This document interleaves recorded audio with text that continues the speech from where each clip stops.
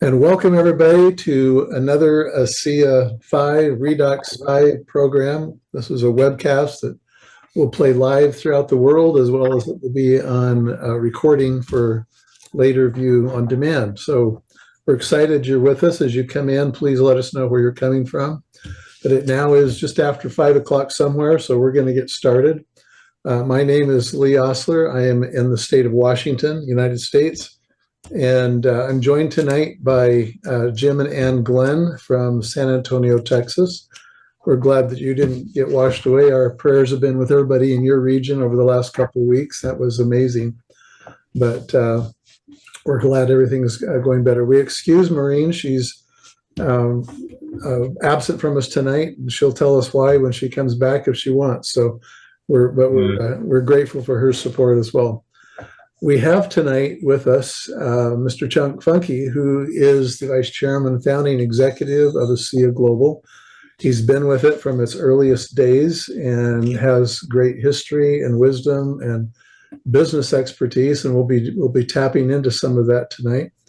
First, we want to say to all listening that this is except for Chuck, that we are associates of a company called Aseaglobal, and we are representing cellular health products that are regulated by the FDA in our country, as well as the equivalent authorities in all other countries, in a way that we do not make claims for curing, diagnosing, or treating any diseases.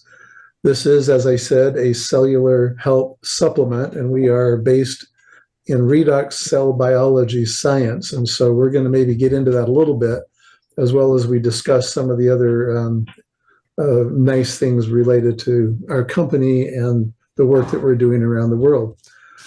But I'd like to introduce Chuck.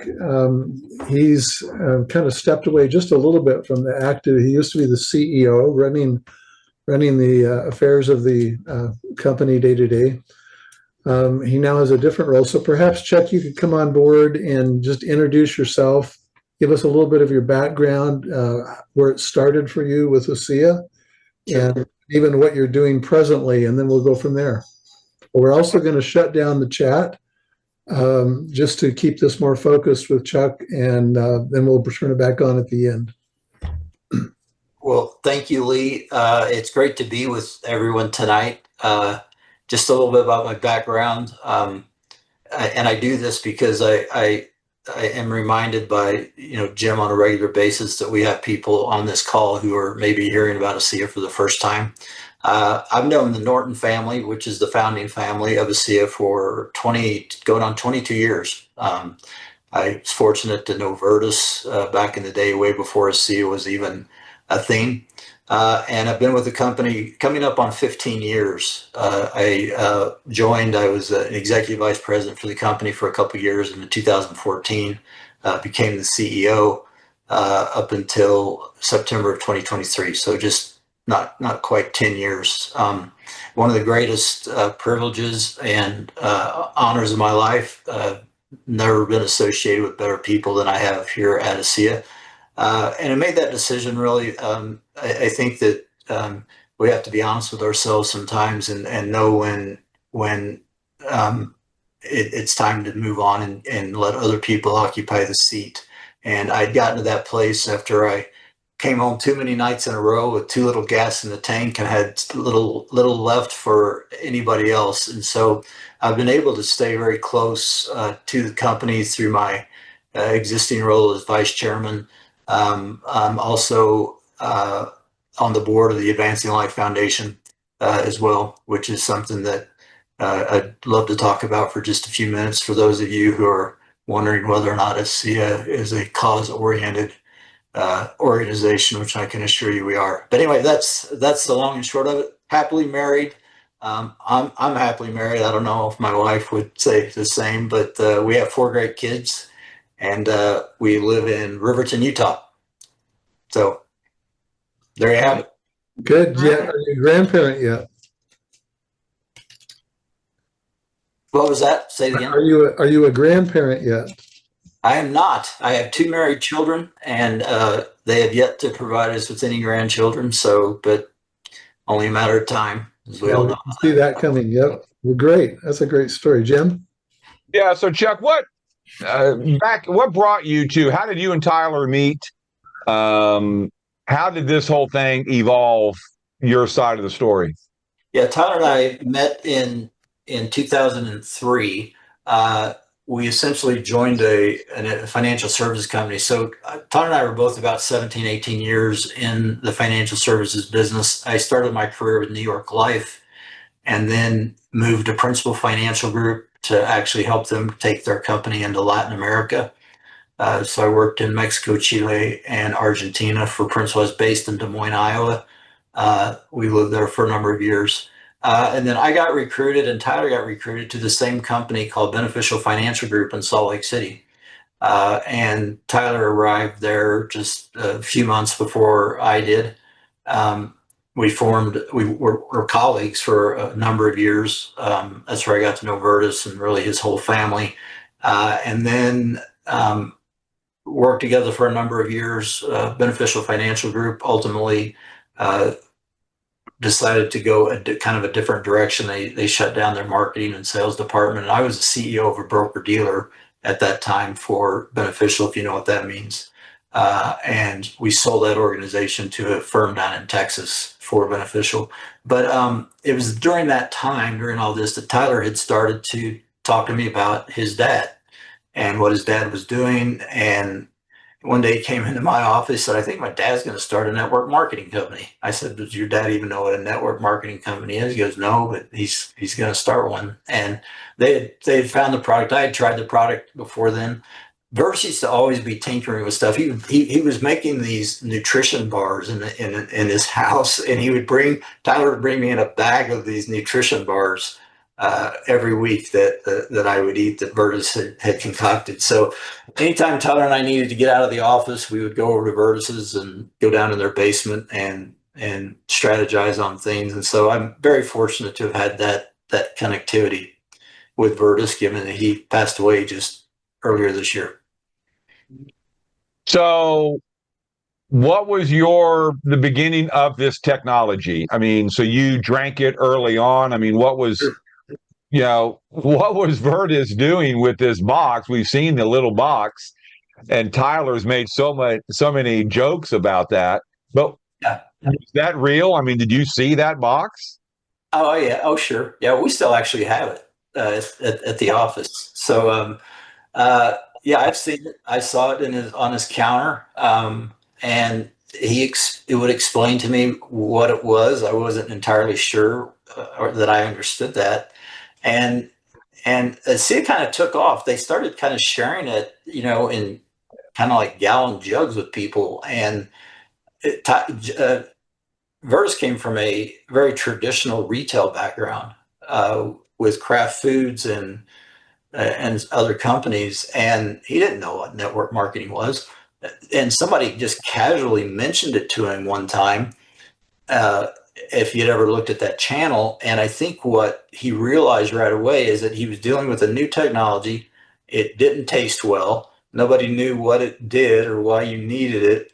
And I think what he realized was, Vertus is a very bright person. What he realized was that this is a product that has to be sold with a story. And I think that is why he latched on to the network marketing channel, and why Asea had the success that it did so early on is because nobody tells the story of Asea better than our associates. And so, it wasn't some elaborate, thing like a lot of network marketing companies where you've got executives who are upset at the founder and go out and start their own gig and just put any product in. Asea was a product long before it was ever a network marketing company. And, sometimes that's an issue for people. I came from the financial services business where everything was sold on commission.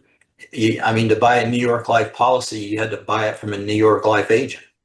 And Jim, you know a lot about that world as well.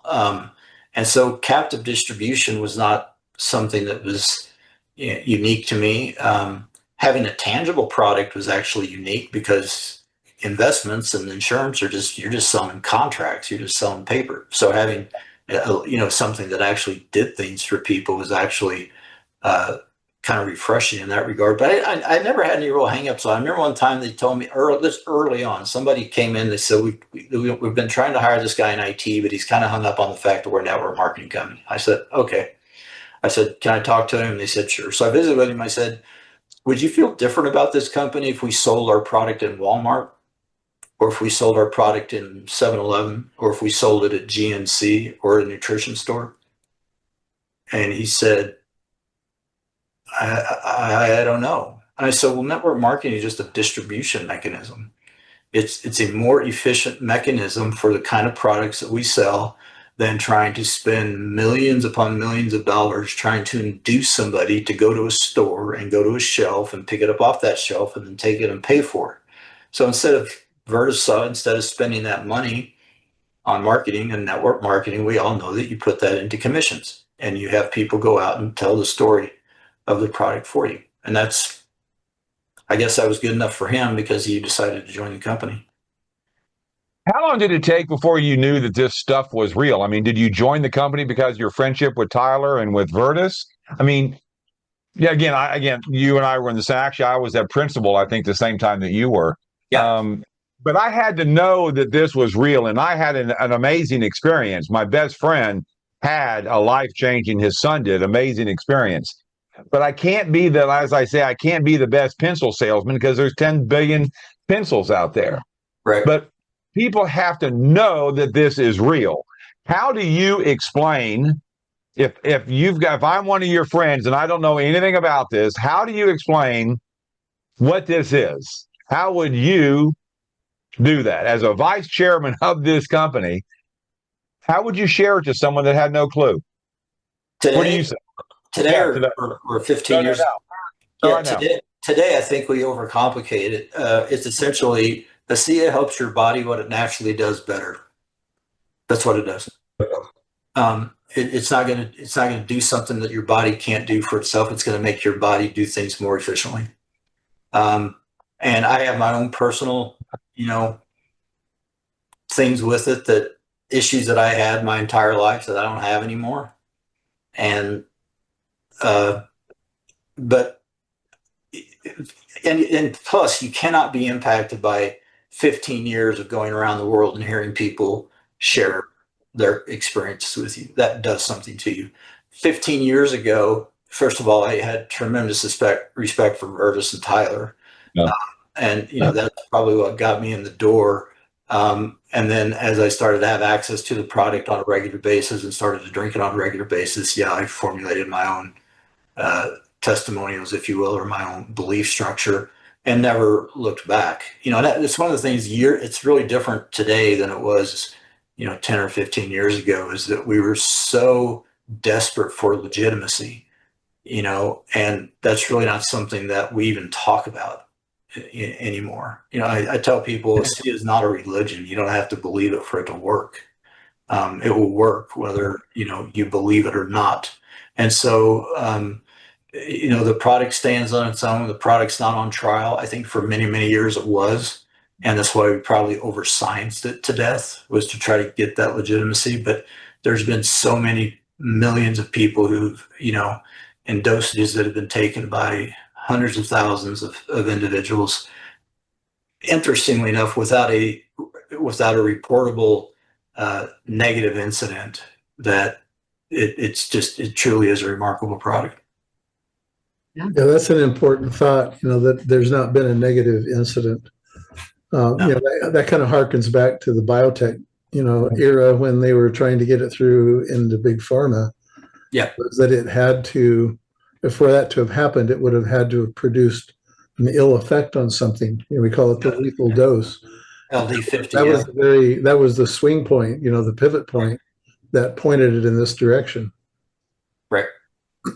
Yeah. So it's been an interesting, an interesting period of time, but some of the things that you have to contend with and deal with early on, aren't the same things that you have to contend with and deal with, as a more mature organization. So that was my experience. I was never terribly hung up on the product, and particularly on the distribution mechanism. Well, let me just have you that's a good segue, because I was going to ask a question. You made reference to it earlier when you were interviewing that corporate, position where somebody was pushing back. Why is that so strong in our culture, that pushback? Because that's a major. It's first a stumbling block, and then maybe it can be a stepping stone. But that's a real issue in some people's minds. I think maybe because I've had a bad experience with somebody, just like you can have a bad experience with any organization or any brand. I think that most companies in our space over promoted the opportunity, and we were probably criticized for being on the other end of that. We talked very little about opportunity and talked about product. Because we viewed ourselves as a product company first and foremost. And I think that as people that kind of became the reputation, that none of us that were around when we started the company came from the industry. That's rare in and of itself. And so I think if people, have had, varying degrees of experience, I've got some slides that if we have time, Jim asked me to share about what the opportunity of Asea actually is, because it's an enormous opportunity. We don't talk about it probably as much as we could or we should, because there's really three core things. If you look at what our mission statement is, there's three core things that we deliver around the world. It's a product, it's a business opportunity, and it's a culture. And that's what we do. We're pretty good at talking about the product. We're really pretty good at talking about culture. We've not always been great about talking about the opportunity. Though the opportunity's there. I mean, it's... Chuck, something that I don't struggle with it. It just, again, with our similar backgrounds, I used to do a lot of IPOs back in the day, initial public offerings, but it's so shocking to me that this has been on the market.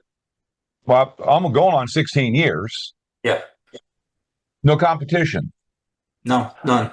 So I don't know if this has ever happened before with something this large that does this, works on, frankly, everything alive, and no one's been able to mimic it. The folks over in the Far East, they haven't copied it yet. And I still find that, because back in our world, in the investment world, there was nothing unique.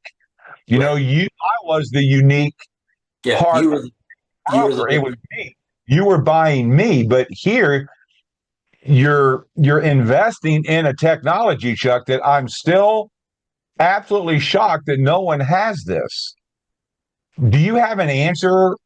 I mean, I've asked Tyler, I've asked Hunter, I've asked Dr. Andrea. What's your answer to that? Because it's so remarkable. One of the things is, I think, the way early on that the patents that we did file for and actually received were so nebulous as to make it very difficult for somebody to unpack it. They were process patents. Everything that we do that really makes Asea and makes it unique are trade secrets. And you don't publish a trade secret. KFC's 11 herbs and spices, that's a trade secret. The formula to Coca-Cola, that's a trade secret. Those aren't patents.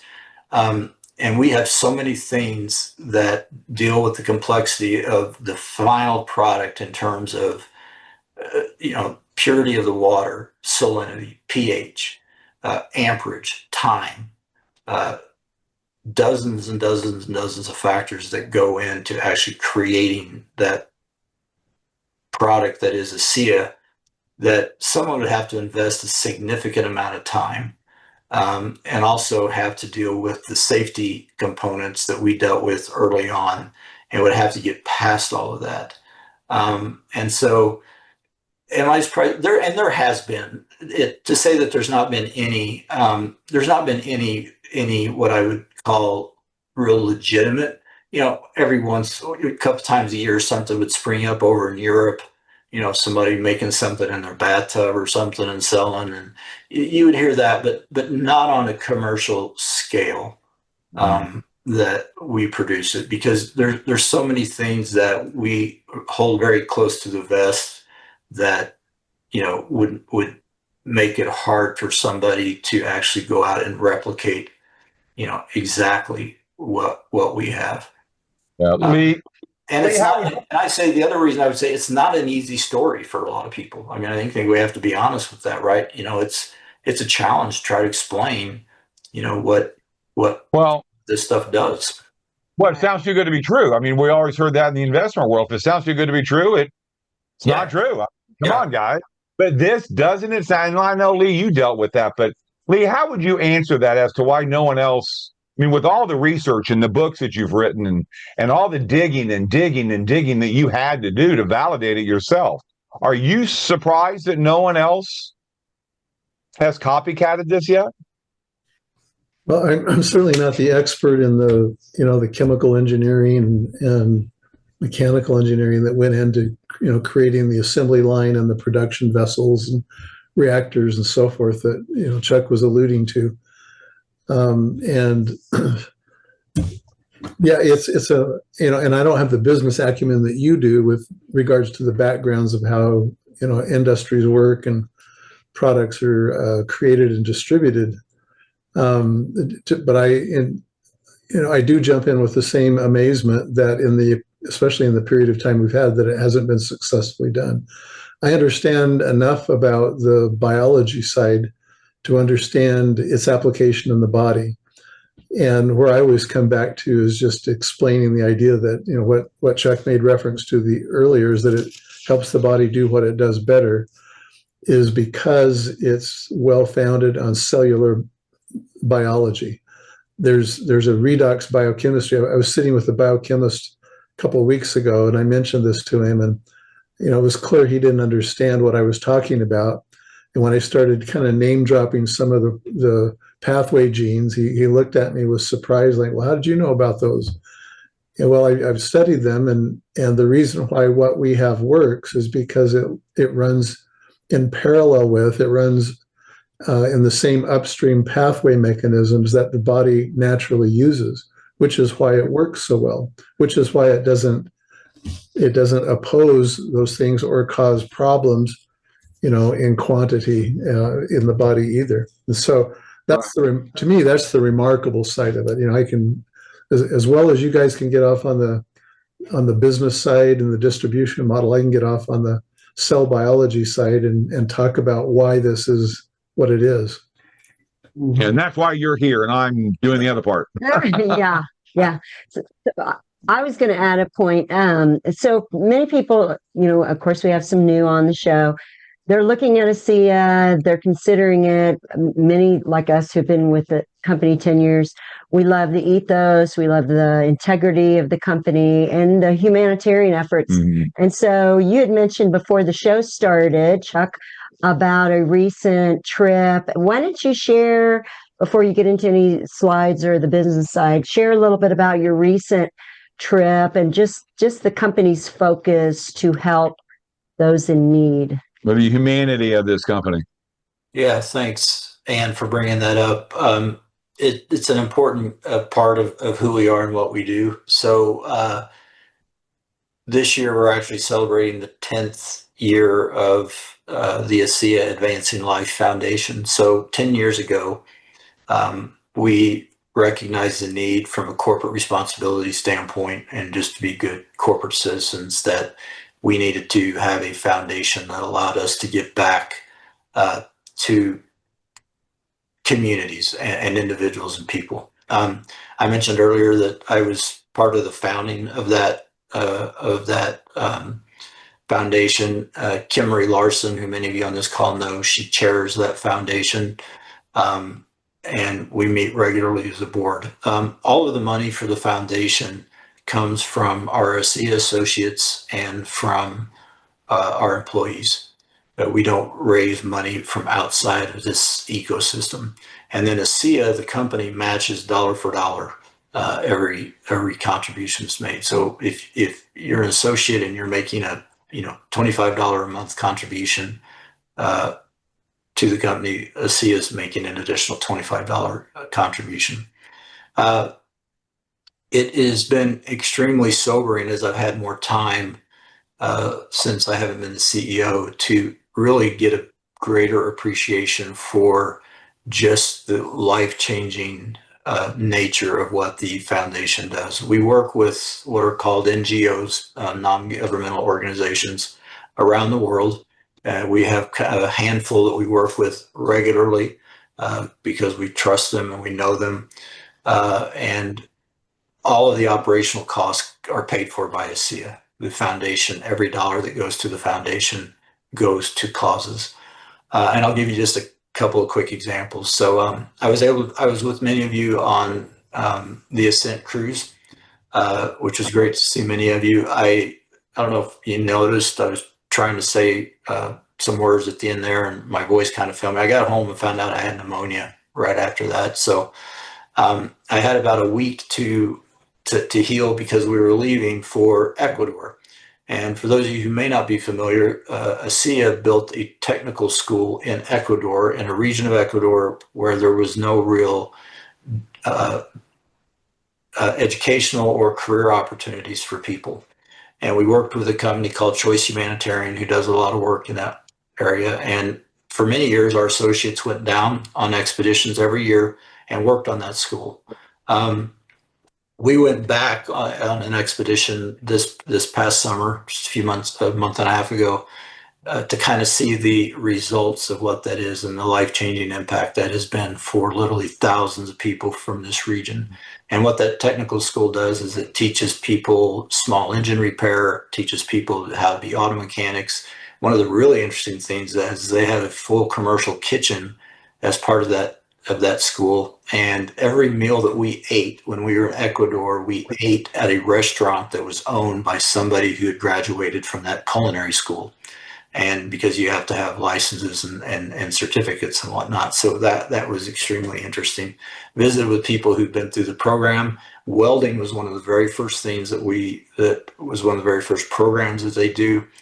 And there's many people who have been through the welding program. And what that does is it gives them a certification that then allows them to go get a job in the formal economy. A lot of these third world countries have informal economies. You can get a job, but it doesn't pay well. You're paid in cash. You don't pay taxes or anything, and you're in the informal economy. What this does, and what this has allowed a lot of people to do, is to join the formal economy. The Italian government was so impressed with this facility we built, they invested $1 million into it as well. It's become essentially a clearing center for a bunch of crops that are raised in that particular region of Ecuador. And they truck them in there. We have an enormous commercial refrigeration system that's been installed there in this facility. And so it's taken on a life of its own. We actually don't even fund it anymore because it's completely self-sufficient. So that's an example of one of the things we did early on. I was home for just a few days and went to Sierra Leone, Africa, with a group called Engage Now Africa, where Asea has built a number of wells so that people don't have to walk as far. And all these things, you talk to people about the importance of education, but if a kid has to get up and walk 3 miles to get water for the family every morning, you can talk to them about education all you want, but they got to have water. So we've tried to bring water to communities and be closer to those. Sierra Leone is one of the top 10 poorest countries in the world, and it was very, very sobering to be there. We visited the hospital there, and our focus there has been not only water, but on malnutrition. Went from there to Ghana. We've done a lot of work in Ghana. I wish I had queued up a video I could show you of the water cistern systems that we've done by digging wells and using solar panels to pump it up to these platforms that are gravity fed that have completely changed people's lives. And then just most recently was in Thailand with a group that we work with that works on anti-human trafficking, which was extremely sobering and depressing. But there's a lot of organizations out there. Exodus Road is the one that we partner with there. And they're kind of different in that they don't just look at the number of people that they rescue from these programs. They actually measure their success in terms of convictions. How many people are they putting in jail that are doing this to children? So I would say that we're very and anybody who's been around knows our mission statement is very simple. It's to better people's lives and be a force for good in the world. That's it. That's our mission, to better people's lives and be a force for good in the world. The foundation is just one simple way that we are a force for good in the world and trying to better people's lives. So I appreciate you asking about it because it's kind of close to my heart. We have great partners around the world that we work with, and I can tell you that every dollar hard-earned dollar that you all contribute to that foundation goes a long, long way in changing people's lives on so many fronts. Yeah. Lee, didn't that affect you as well? Wasn't that something a motivator for you?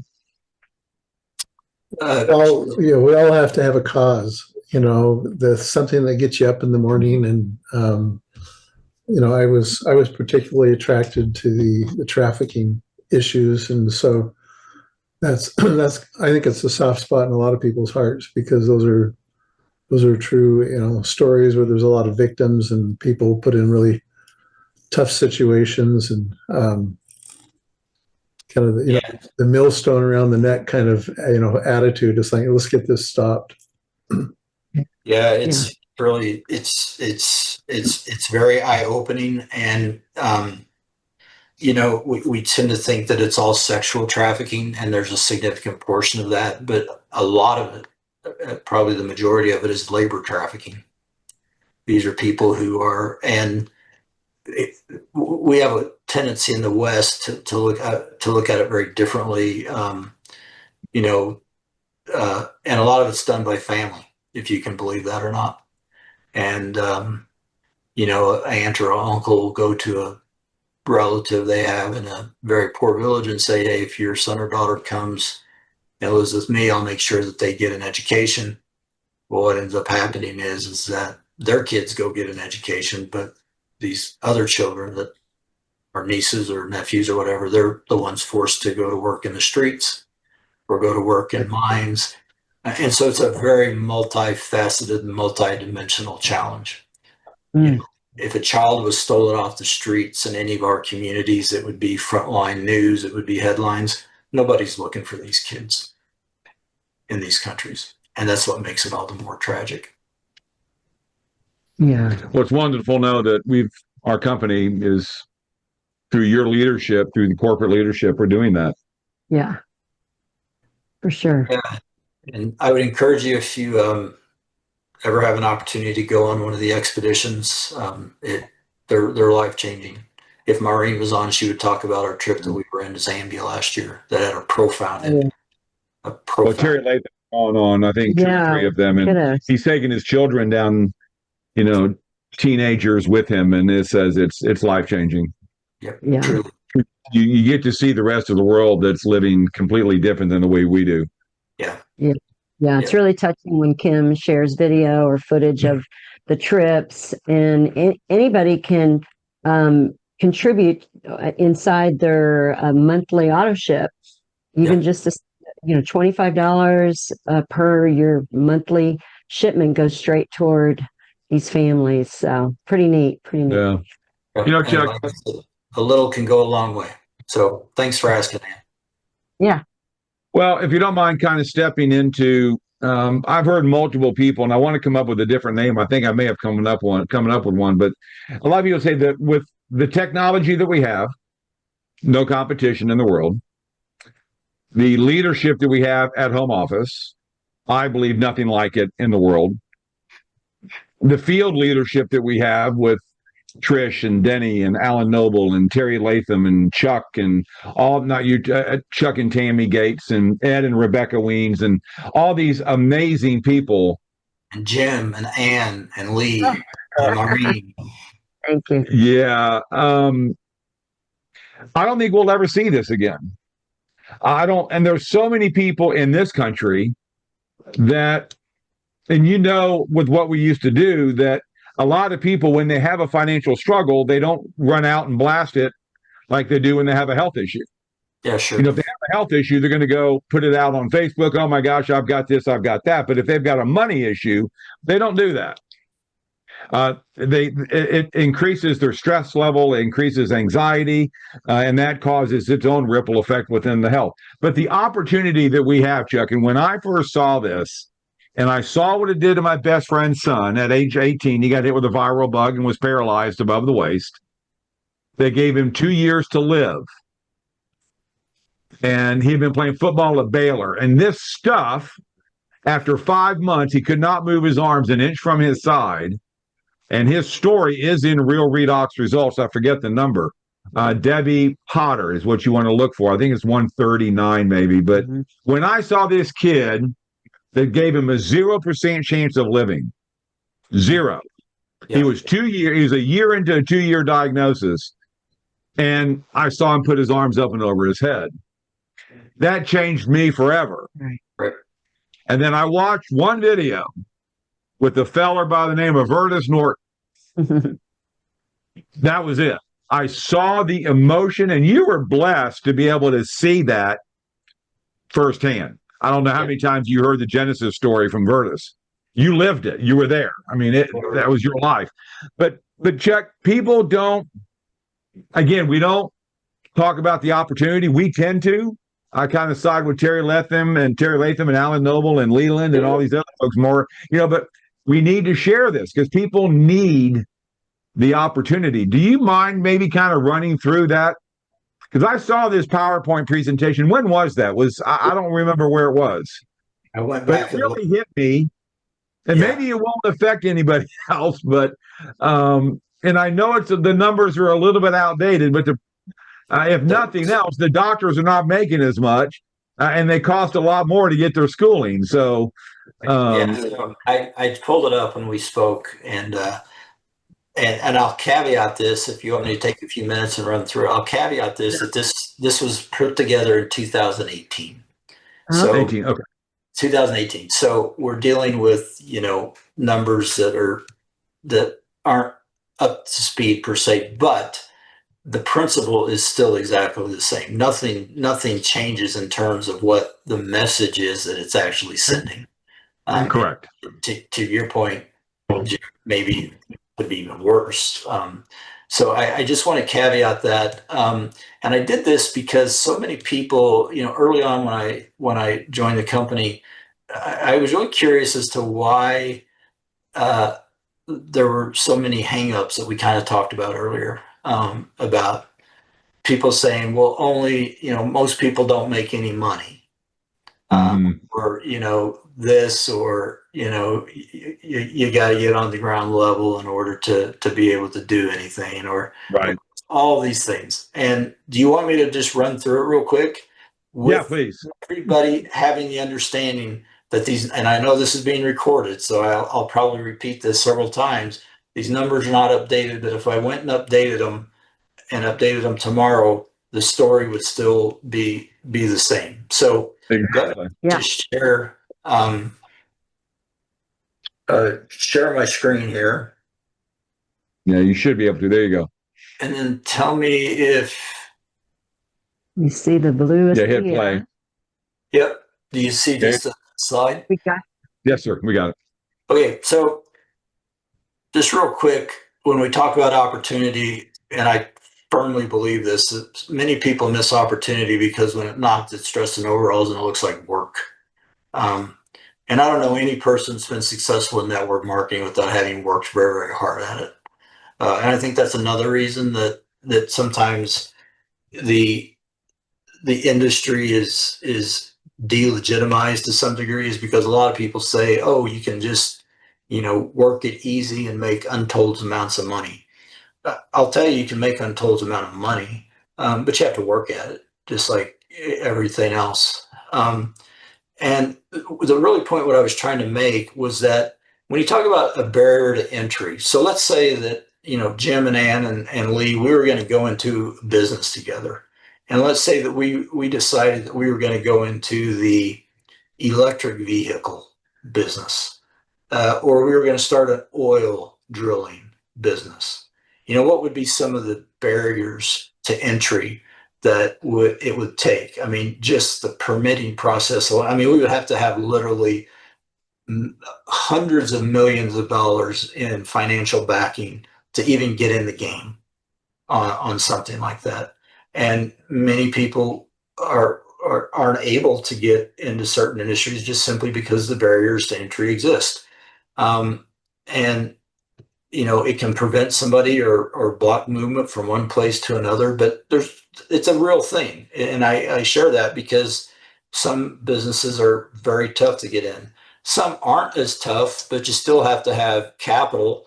Again, I don't know if these numbers are even accurate anymore, but I mean, at one point you had to have $500,000 of liquid cash available to even get into a McDonald's franchise. And then you can see across there what the franchise takes. And so, yeah, can you own a franchise and make money? Yeah, but really, if you own a franchise, you've just bought yourself a job. Is really what you've done. And if you work hard at it, and I know that there's people who expanded franchises and been wildly successful at it, but it takes work and it takes capital, and both of those things combined, without one, you're not going to have the other. So, just getting into, like, say, a Jiffy Lube franchise, you have to have a minimum of 450,000 net worth. This was 2018. The total investment was going to be between $250,000 and 372,000. You have to pay a franchise fee. Some of those are ongoing, and you have to pay ongoing royalty fees. I was with a gentleman in Thailand on this trip recently who owns several franchises, and never really talked to an individual who was as disgruntled with his career choices as he'd been, because he felt like the franchisor took too much and didn't provide enough services and anything. The point being is that even if you wanted to open a franchise that any of us recognize here, there's barriers to entry. You have to have net worth, you have to have capital, and it costs you an ongoing thing down the road. I use medical school as a good example because we kind of have this reverence for doctors, and in some cases, rightly so. If Maureen was on the call, I would certainly say rightly so in her case. But sometimes I don't think we ever stop and think about what are the barriers to entry of becoming a doctor. And we all tend to think that doctors make a lot of money. Some of them do, and they better, because of what they had to do to become a doctor. And again, these numbers aren't going to be right. I had some formatting issues I was trying to fix real fast before we got on this call. But back in 2018, the average debt of a medical school graduate was upwards of $190,000. More than 57, almost 60% of students had more than $200,000 of debt upon graduating from medical school.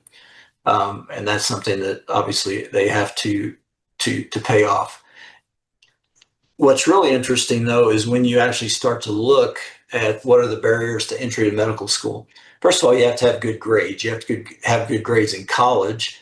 And you have to take something called the MCAT, which is the Medical College Admissions Test. Just like the LSAT, if you want to become a lawyer, the law school admission test. And we always think, and I did this against the context of, well, gosh, network marketing, how many people, ever go on to be a diamond or whatever? And I'm like, well, how many people ever go on to be a doctor that start out to? So back in 2018, there were approximately 87,000 people in the United States that took the MCAT. You would assume with the intention of going to medical school.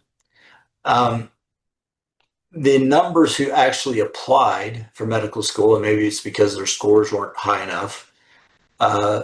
So those who actually went on to apply that same year were 53,000. So you've already lost, upward of 30,000 people in the process. And Lee, you could probably speak to this better than I could.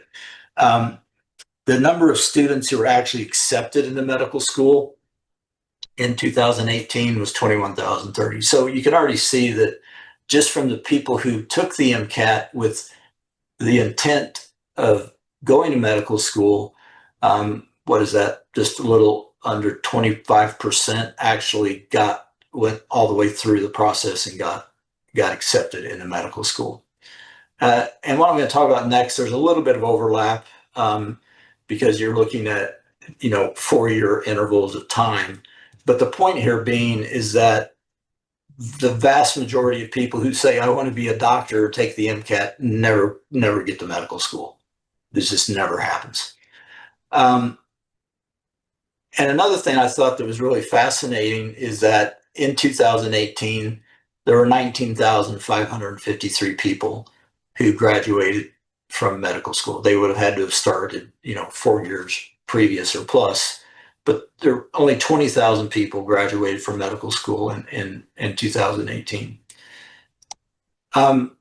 Even more interesting is that you look at the actual number of students who take the MCAT and then actually go on and graduate from medical school, it's 22.6%. So, Jim, remember we always talked about when I was at New York Life and principal, we talked about the 3-year retention rate of an agent. And Right. it was a number that never changed. The 17 years I was in the industry, and it's something that it was always talked about a lot. The 3-year retention rate for someone who wanted to, and in this case, sell financial services, so sell investments or insurance or anything of that nature, was 13% over a 3-year period. So if 100 people started in a given year, 3 years later, 13 of them would actually still be in the industry because it's a tough industry. So only 22% of people who take the MCAT make it all the way through all of the things we're going to talk about next that are barriers to becoming a doctor. So hopefully these numbers line up okay. So a resident, if you're familiar at all with medical school, a resident is once you've become an MD or a DO, a resident is what you have to do additionally in order to be able to practice in a particular specialty. And residencies can average from 3 to 7 years, depending on the complexity of the residency. And what's notorious about residencies is that they don't pay you very much and they work you to death. Leah, may be different in the dental world. I haven't done that research, but in 2018, a resident who's going to be a cardiologist, annual pay was $62,000, but look how many hours a week they had to work, 75 hours a week. And that's why they always say that, I had my doctor tell me one time, there's 3 things they teach you in medical school: eat when you can, sleep when you can, and don't mess with the pancreas. That was the 3 things he said that he told me. Because when you look at these things and just run down the list, like, radiology, they make about $60,000 a year. They're working 52 hours a week. Urology, making less than $60,000. They're working 68 hours a week. And again, depending on which type of specialty they're going into, they could be doing this for 3 to 7 years. We are working insane hours for very, very really on an hourly basis, very, very little money. And I'm not saying that, $64,000 a year isn't a lot of money, but given that you're working 63.7 hours a week, you start to do the math on that, particularly after having gone through medical school. So one thing I think we always talk about doctors. Doctors work very, very hard for their money. They do. And I think anybody who's very good at their profession works very, very hard at it. So you go down the list and you say, okay, but what about after their residency? What are the highest paying types of doctors? And again, this is not current. It'd be easy enough to go back and update it. So this is after you've been a resident and what your actually practicing pay is. So cardiology at the time that we put this together was the highest paid. It was $423,000 a year. But again, that's after, I don't know what the residency is on a cardiologist. It's going to be anywhere between 3 to 7 years where they made virtually no money. So yeah, do they make a lot of money? Yeah, but you better after the price you paid to actually do that. And you can just look down the list here. Now, these are practicing doctor average pay in 2018. I don't know. I'd have to go back and look how we did the math on this. It doesn't say how many years they've been in. I think this is an average, taking somebody who's maybe their first year as a practicing doctor, not as a resident, and somebody who's maybe been doing it 30 years, and they're averaging that pay. So yeah, can you make a very good living as a doctor? Sure. And you should, after the kind of price that you paid to put into it. And so there's barriers to entry in everything we do. And this is really the impactful part that I want people to take away. Sometimes I think people miss an opportunity because the barrier to entry is not astronomical. So at the time that I did this in 2018, the average Asea compensation for a diamond was $190,000. It was the average amount of compensation. A triple diamond's average compensation was $447,000, and an ambassador diamond, $1.3 million. Now, what is the difference and the barrier to entry between being a triple diamond or an ambassador diamond at Asea and medical school? Well, if we go back and if we talk about what barriers to entry are, there's all these same things. And I think sometimes the opportunity that exists at Asea is overlooked because you don't have these enormous barriers to entry, but the potential is still there. Because what's the barrier to entry to Asea?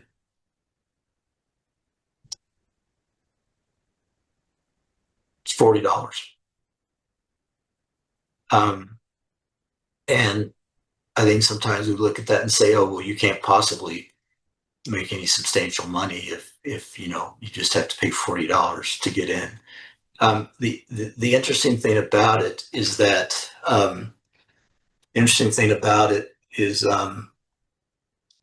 medical school, the barriers and the challenges are paid on the front end. And in this industry, they're paid on the back end. You can be as successful as you want to be. You just have to decide how hard you want to work. And by the way, I'm not making any type of moral suggestion about money. Having money or wealth or that is an individual thing. Some people get into this business to earn $100 a month. Right. Great.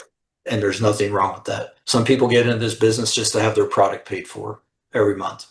Great. Absolutely no issue with that.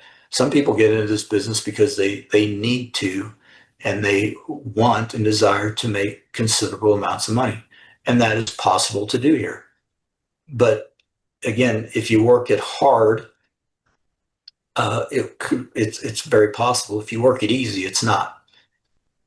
And so I think you have to just kind of decide, where do I want to be? Because don't let the low barrier to entry of a $40 enrollment fee be what prevents you from understanding the amount of money that can be earned here, because you can earn on par with really any profession in the world. I'm not saying it's easy, but it's possible. The one thing, Chuck, that we don't talk about, my father was a doctor. Lee, I think it may have been different for you, maybe, I don't know. But my dad's life, when he was an oral surgeon, was extremely stressful. He wasn't home a lot. Nope. He worried a lot. He put all of his patients to sleep. You think of the oncologist. I couldn't fathom the stress of that. And an ER doctor like Dr. Dick Walker. I mean, you just never know the stress and I know they had a lot of, they love doing it, but the stress that comes along with that, and the stress that we have is just going out and talking to people. Yeah. I mean, work is talking and learning what to say, how to say it, using, as we say, using a tool, using a video, using the person that brought you into the business. But the other thing I want you to kind of wrap up with, we've got a couple of minutes left, and that with where you sit, what does our future look like? I mean, we're going on 16 years old. We're in 35 countries. Not many people know about us. which What's the I future look like? which I would consider to be one of the biggest opportunities that actually exist. If everybody knew about us, I would say, we've had a good run. We've run our course. Until you can go out on the street and ask 10 people if they've ever heard of Asea, and at least 8 of them or 9 of them say, yeah, I have, this opportunity is wide open.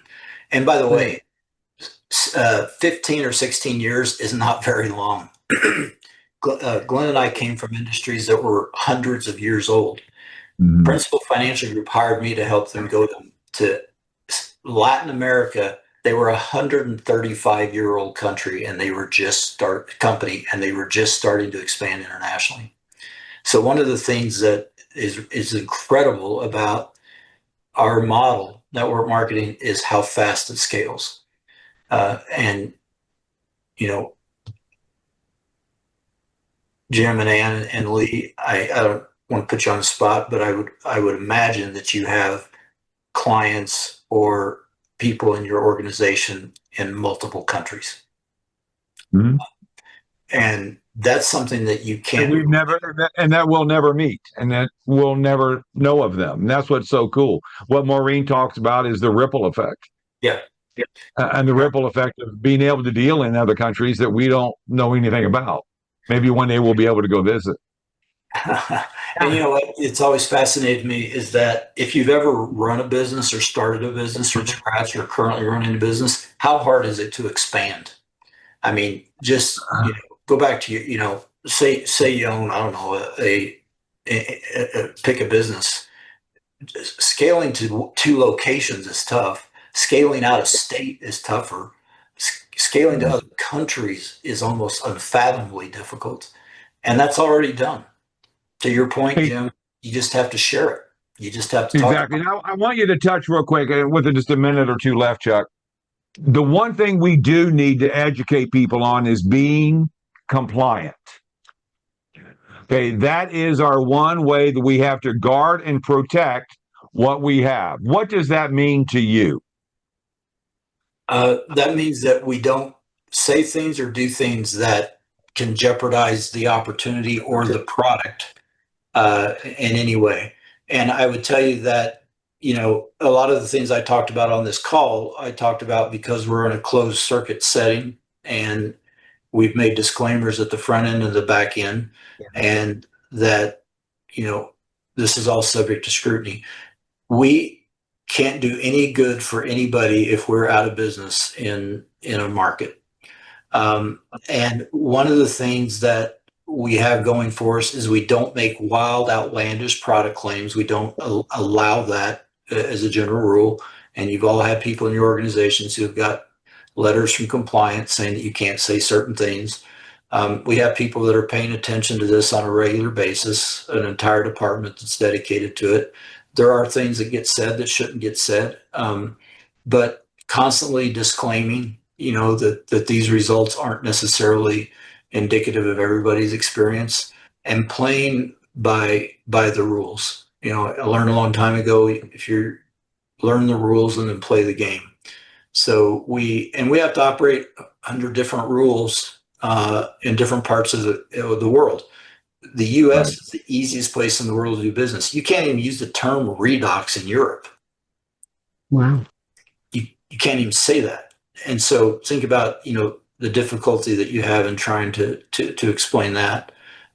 But just making sure that you're not doing anything. And usually the companies that get in really significant trouble are the ones who don't have any controls.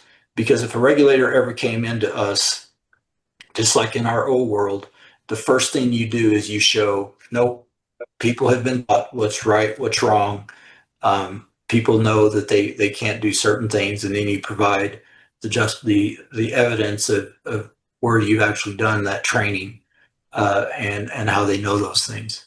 And so sometimes we have to rein in people. We have to be careful about what we say at corporate. And by the way, we have disagreements in corporate over how far we should push things.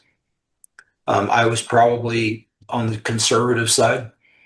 And for better or for worse, that's just kind of the way I view the world. But there's a lot of things you can say. There's no reason to say stuff that running out and exclaiming that this cures cancer. That's it's not going to help anybody. Same thing with the money. There's no guarantees on anything. It's just how much effort you put into it. Yeah, exactly right. Yeah, you can do this and make no money. That's true. Yeah. Lee, wrap it up. I just want to say thank you to Chuck. Thank you for being with us.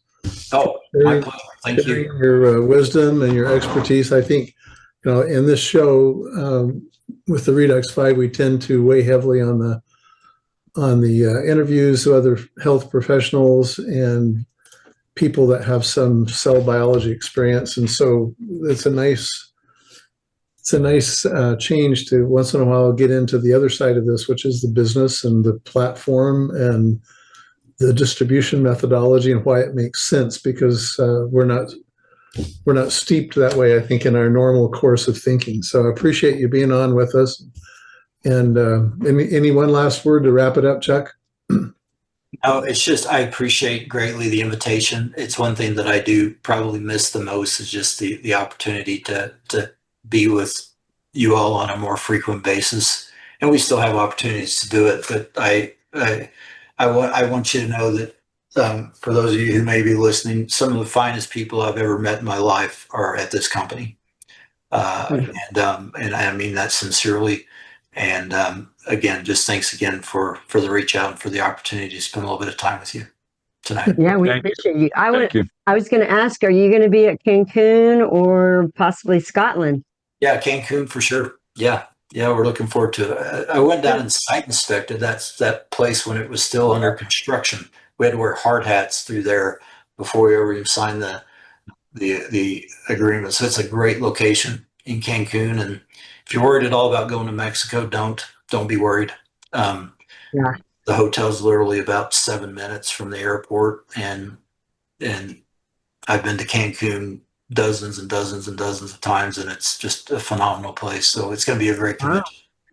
Yeah, for those that don't know, that's where our convention's coming up in a couple weeks. Sorry. Yeah, we'll be there in September. Yeah. That's first time Cancun, so that's good to know. Yeah, so the reason why I asked about Scotland, I've seen you a few times in videos or in wigs or in costumes, so I thought, well, maybe you'll be there when we're in Scotland and wear a kilt, but maybe we can talk Jim into a skirt. No, I will not wear a skirt. Not like Chuck. Chuck's actually done roller skates. I know, he looks good. So Chuck's done some crazy things at our conventions. Yeah. Well, good to have you. To the family. So I forgot to undo the chat. I'm sorry, guys. Well, I'll remember that next week. But next week we do have Dr. Ed De Los Reyes. He is one of our favorites as well. Then after that, guys, on August the 7th, we have got Dr. Mark DeBrinket. He is the one that is doing the brain mapping. Then on the 14th, Alan Noble will be doing his show on the 14th. So with that, thank you. Please come back and see us next Friday. This is how we pay it forward to the field. We just love what we do, and we have to do this again because we love what we do. Yeah. So, guys, thank you. God bless, and we'll see you next week. Chuck. Thanks, Chuck. Thank you all. Great being with you. Thanks. You bet. Have a good weekend. Bye. Bye-bye. Bye. Thanks, Lee.